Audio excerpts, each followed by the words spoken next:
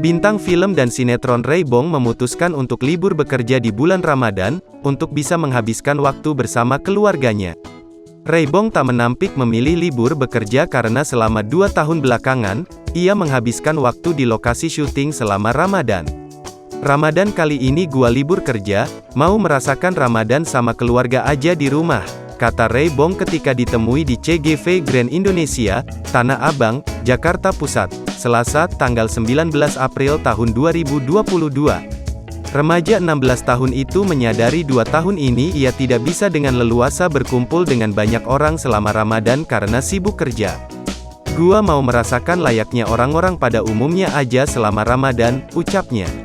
Oleh karena itu, bintang sinetron dari Jendela SMP, DJS, dan bintang film Sidul The Movie tersebut sangat bersyukur, ia bisa menghabiskan waktu dengan orang tersayang selama Ramadan karena libur bekerja.